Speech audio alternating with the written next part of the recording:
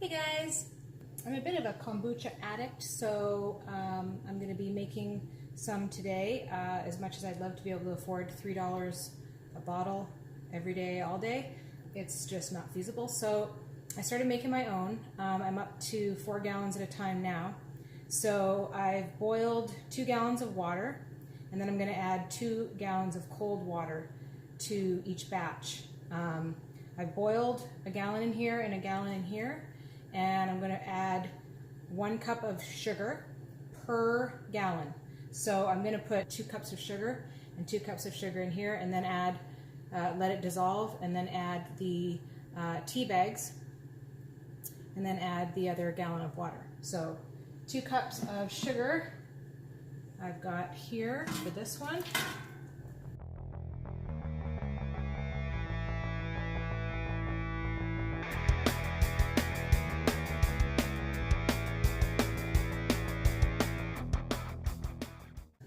That's super exciting. Okay, now that we have the sugar in there, we need the tea bags. I do half green tea and half black tea. I find it's not really as acidic. I used to try just the black tea and it didn't turn out as nicely. I tried to sort of emulate the GT'S Trilogy, which is my absolute favorite flavor, and so they use green tea and black tea, so that's what I use too. So I've got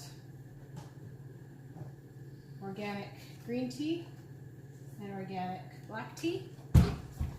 Now, most people use 8 tea bags per gallon. Since I'm doing 2 gallons, obviously I'm going to have to double that. Okay, so I have all my tea bags taken out. I have half green tea, half black tea. And I usually set the timer for 15 minutes. And we'll let that steep.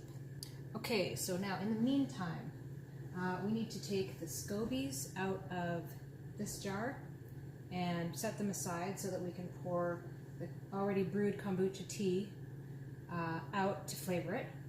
So I usually just store them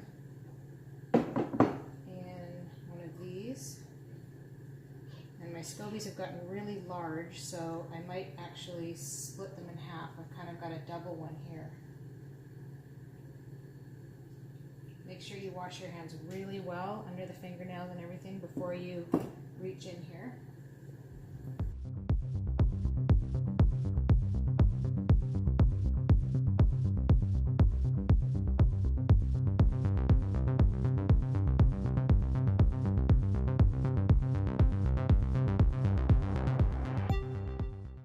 Also need to take out our starter tea for the next batch that we're going to do.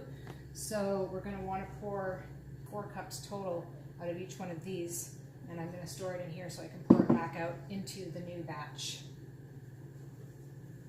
Keep that there.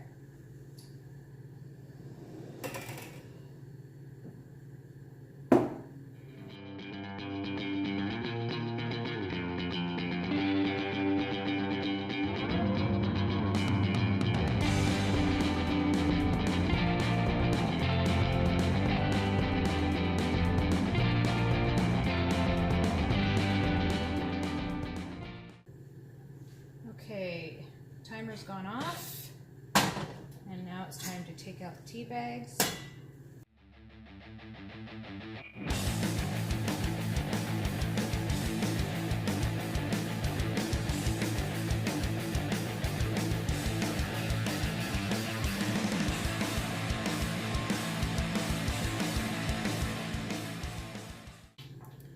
But this pot is actually really great because I can just add a gallon of cold water.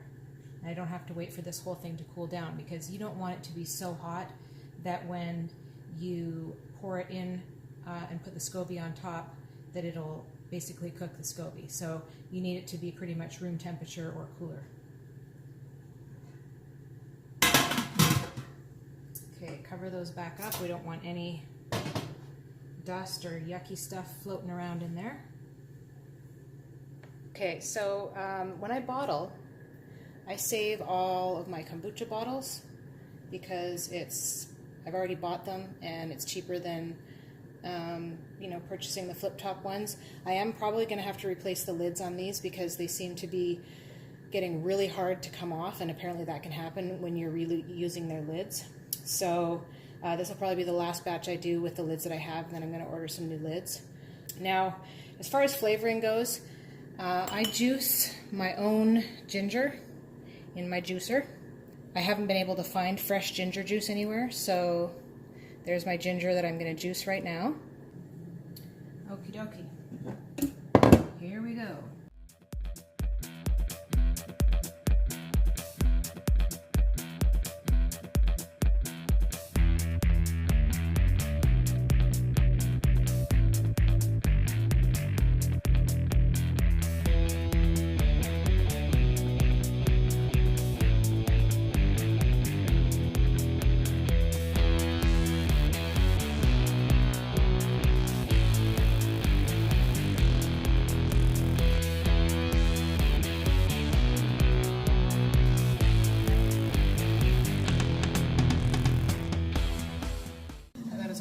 Ginger juice. Okay, so now we have to take this, pour it into this gallon jug, and then I'm going to fill the bottles that I'm going to use to flavor the second ferment.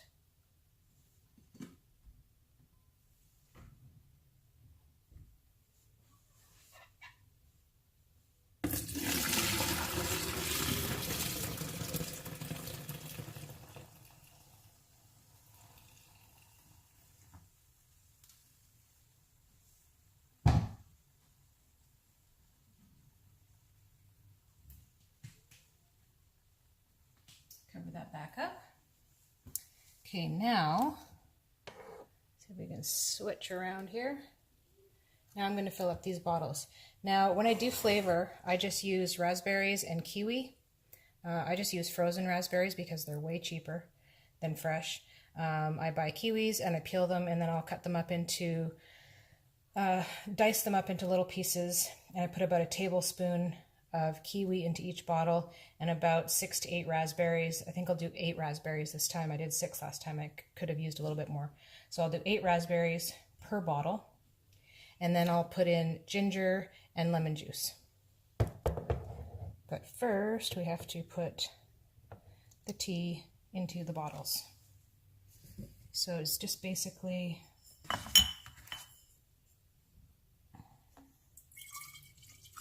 you don't want to fill it up too much because you want to have room for your fruit. So I do it about that much. Okay, so I got 34 bottles, which is awesome. And I have just a touch left over in case I need to top up some of the bottles that aren't quite as full. So now we're going to do the flavoring. I have cut up all the kiwi. I'll do about a tablespoon in each one. And then, depending on how big the raspberries are, I'll do 6 to 8 per bottle. Just do about a tablespoon. So I've got all the fruit, raspberry and kiwi. And now I'm going to add 2 teaspoons of lemon juice and 2 teaspoons of ginger juice. I love ginger. So 1 teaspoon of ginger juice might be enough for you. I'm a little bit over the top with my ginger. Okay, so I have the lemon juice and the ginger juice in, and now I'm going to put all the lids on. So there you go. Everything's bottled. It's gonna sit there for a couple of days and be even more delicious. Now I need to take this and the tea I have brewed in here and mix it up and get it ready to ferment. I'm going to add the 1 more gallon of cold water into the 1 gallon of brewed tea, and that will help cool it down and make it not cook the stogie. Now I use spring water. I do not use tap water. Tap water is not recommended, and we don't drink tap water anyway. Okie dokie, so now I've got my container and the tea.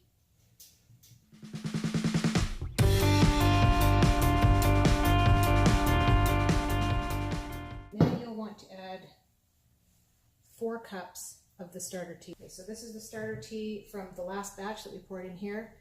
Some people will use just plain store-bought kombucha. You want it to be plain, unflavored. And each one of those is about 2 cups, 16 ounces. I just use my own because it's already there and it's free.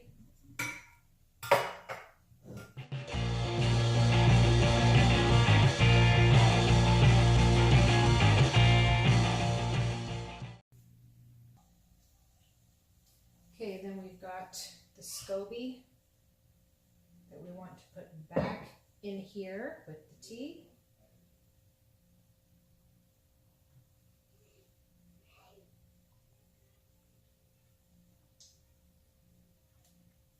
I like to use the SCOBYs until they're like super thick.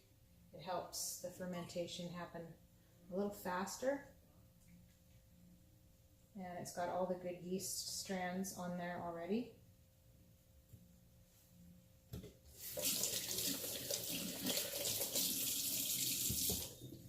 Okay, then you want to take a clean cover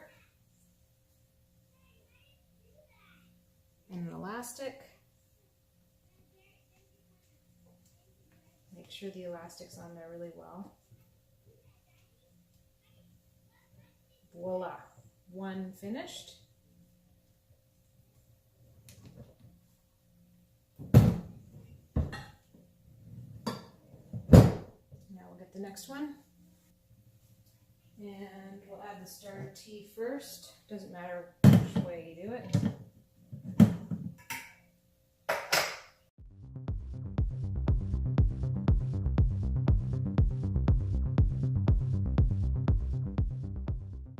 I've taken the tea that I had in this one that was just 1 gallon, and I dumped it into the large pot so that I can add the other gallon of cold spring water.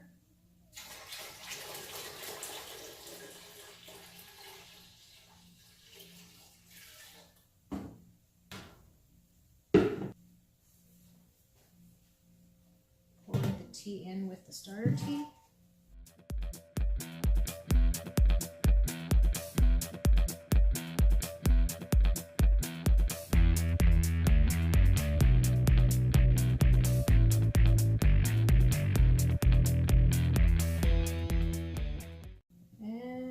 It's your uncle. Okay, so there we have it. I usually just store them on my counter in the corner of the room where there's going to be good airflow, you know, no direct sunlight, and I try to ferment it for at least 10 days. If it's super cold, sometimes I'll do it a little longer. In the summer, sometimes I can get away with a week. Just really depends on the temperature. And I will also put a date on just with a Sharpie on the front so that I can remember how long they've been fermenting for. The Sharpie will wash right off when you rinse the jars. And that's really about it. Thanks to the magic of editing, I'm sure this seems like a pretty quick and painless process, but it actually takes me about 2.5 hours from start to finish.